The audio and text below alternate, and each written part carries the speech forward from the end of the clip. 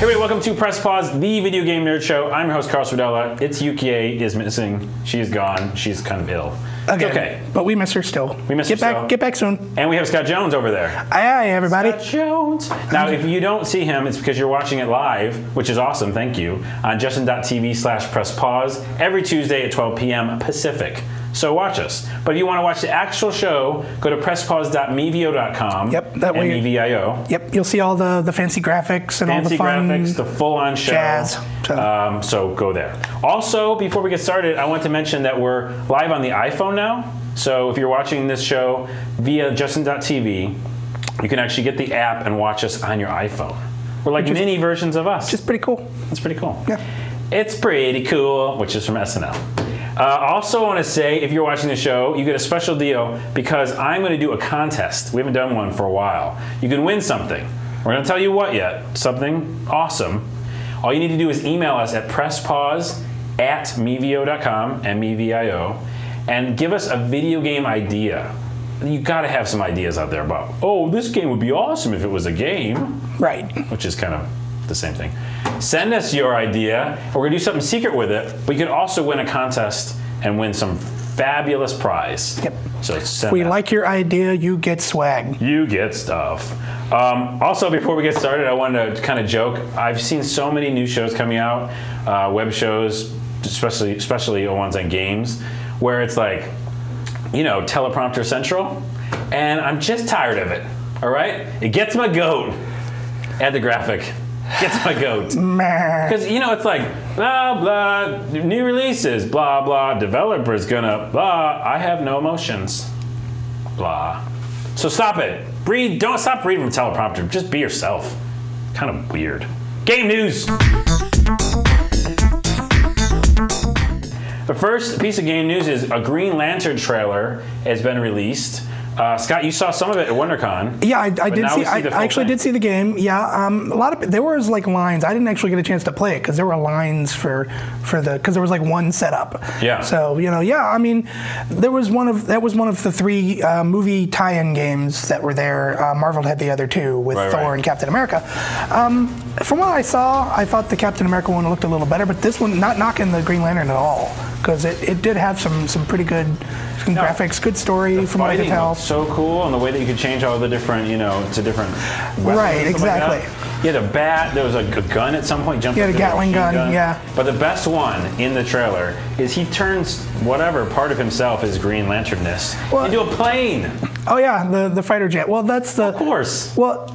Obviously you're not up on your comic lore there. I'm not on my comic lore. What's the special Green Lantern? The power of the Green Lantern is that it brings your thoughts into reality. I know. I'm just saying that. So, but it can, whatever you think, it can create. That's cool for a video game. Yeah, exactly. I'm amazed they did that. So, yeah. So what's weird also, I'm kind of being okay with the movie too a little more after seeing the new movie trailers. That's true. With the trailer they put out, the one they showed at WonderCon had a lot more outer spacey and the stuff on. Yeah, so I'm warming up to both of these things. I was already okay for it, but I like kind of mindless summer fun. But this one looks like it's got a little bit more substance to it, so I'm okay with that. We're on Green Lantern's boat. Yeah, we're saying bye.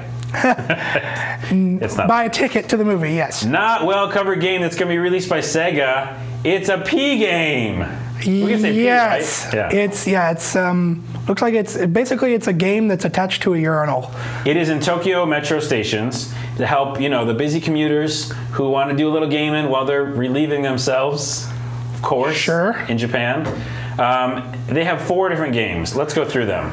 Well, first though, we've got the instructions here. Oh, there's instructions. So, as you can see right here, you've got the you walk up to the urinal. Oh yeah, you pick your game, and then play your game. Watch the game, and then find out your score. There you go. And that person looks depressed about his score. Maybe he just wasn't that good. I don't know. But yes, the first game we have. It looks like a little statue peeing into a bottle. This is basically calculates how much you peed. That's right. Yeah. Just like how much. Good job, buddy. You did 242 milliliters. So the second one here is you're cleaning off graffiti. Graffiti eraser. It's like how hard are you peeing? You need to forcefully blast off the graffiti with your pee. Yes. Next one. Yeah. Here's the kicker. This one is called. What can I say the name of it? The North Wind and Her. That's what it's called. You are a cloud blowing air trying to blow up a girl's skirt. Perfect. That's all you need to say. You don't even have to go any farther than that. No, but what's effed up about all these is you're doing with this your pee. Exactly. But I mean, what happens if you just don't have a strong stream that day? Well, then I guess you ain't going to see her panties. You're not gonna see her boop boop. All right. Did I just say boop boop? Yes, you did. Milk from Nose is the last game, and this just hasn't to do with anything peeing at all, obviously. It just really confuses me. Yeah, it's another weird one. I mean, to be fair, this isn't the first time they've had something in a urinal to occupy you while you're doing your business. I remember seeing like a Target. Oh yeah. Yeah, but this is high tech. Take us to a whole new level. This is of course the Japanese way of doing it. So high tech and totally weird. And SEGA, which is really and SEGA. Okay, next news story. By the way, I want to play it. I would play it. A guy if we ever make it to Tokyo, we'll have to play. Yes. A guy from England went to Nevada and decided to go get real-world locations that were used in the game Fallout New Vegas. Yeah, he decided he was going to Las Vegas, so he was going to go to all of the locations that in the game, and he took pictures. And we're looking at some right now. And we've got some right here. This is at the Hoover Dam. On the left is the real location, and then on the right is the location. You think? Oh, sorry.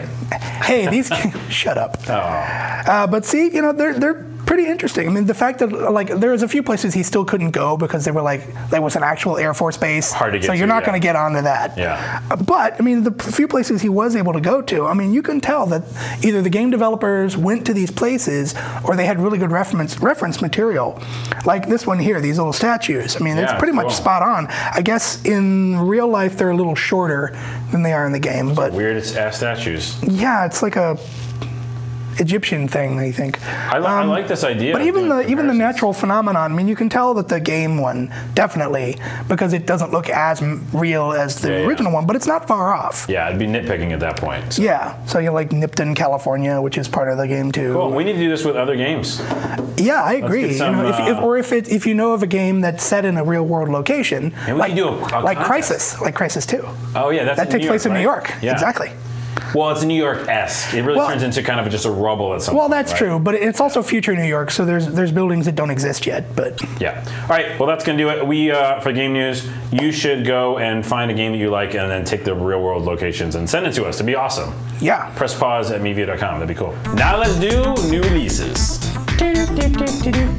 That's the sound. First new release coming out next week: Darkspore. For the PC, which is based on Spore. Yeah, they had kind of mentioned this when they first came out with Spore. So it's kind of an interesting, you're basically taking those kind of creatures that you created in Spore, but it's very it's an action RPG. Yeah, you're fighting against other creatures. Yeah, I don't think I like this at all. I think it just takes the whole idea of what the first game was about and just kind of almost simplifies it to a point of well, maybe. It's like taking Darwinism to its darkest degree, I guess.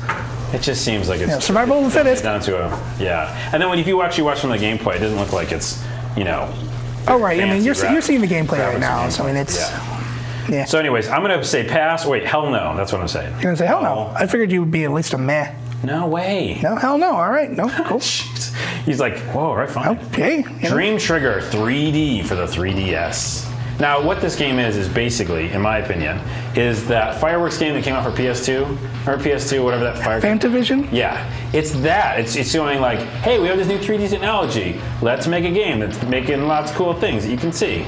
I don't know. It kind of seemed more res-ish to me, but. Well, we would hope, but I mean, I'm saying I think that's where they're probably coming from. Right. So I'm going to say meh on that one.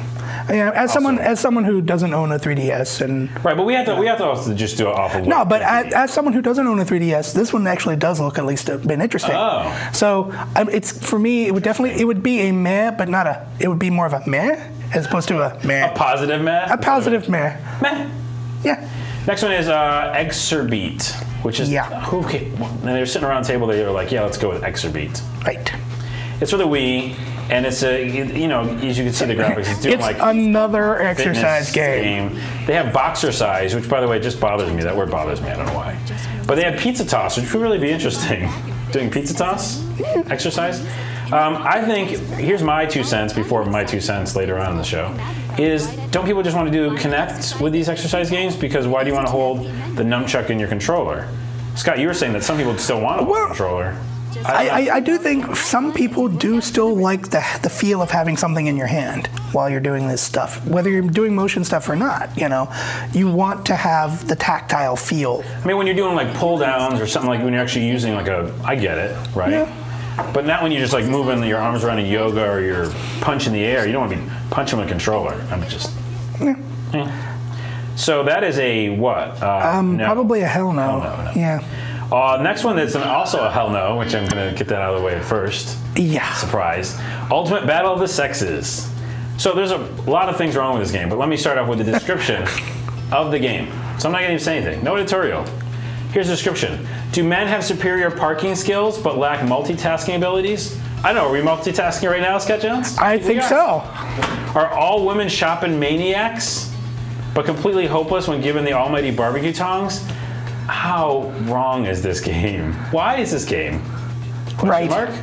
Yeah. In the Ultimate Battle of the Sexes, the player is able to banish these gender stereotypes that you just made forever and find out if there's any grain of truth in them. Terrible, terrible.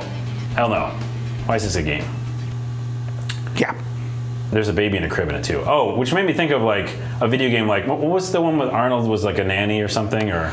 I don't know if he ever did a nanny. He did Kindergarten Cop, where he was like in charge of a kindergarten. There's a gender role game you can do. Right, or Junior, where he becomes pregnant. That would be a hell of a game. That would be. I would not want to play that game. It'd have like motion sensors on the back, so you like, you know, or like some sort of thing you put on you, right, to make you feel like your back's hurting. Well, yeah. That's terrible. Next thing is my 2 cents. Let's do my 2 cents. Ding! Just made you make a graphic. There's a penny, a 2 cent penny. So my 2 cents, real quick, I want to mention, I'm playing Homefront finally, and here's my 2 cents on it. Let me tell you one thing. First off, the Totally Rad Show guys were reviewing it, and you should go there if you've not gone there. They're an awesome show. And I have to agree with a bunch of things they said. The graphics obviously not super up to par. Like Crysis 2, that's the real deal. And some of the emotional stuff, though, you know, that you're supposed to kind of feel, I didn't really feel, which means I'm dead inside or something. I didn't really feel that. But and the routes where you kind of have to follow the people, that gets kind of weird and kind of like, hey, I just want to go do my own thing. But they're like, no, you have to follow this guy over here. So the TRS guys were mentioning that, and that is kind of annoying. So overall, I'm not very impressed with the game, and I really want it to be because, again, the plot is a really cool idea. But just the execution of it just makes me meh about it, really. So that's my 2 cents. Oh, and also when you have to follow the guy at some point, he goes over here, and you go over there, and he goes over here, and you go over there. And I'm like, where are you going, buddy? My 2 cents. Ding! That's going to do it for the show today. Email us at presspause@mevio and give us your video game ideas. Please do that today. Also, tweet at us if you want, at PressPauseShow. I'm at Onawa. Scott Jones is at Yoshiwara. And that's going to do it. Peace.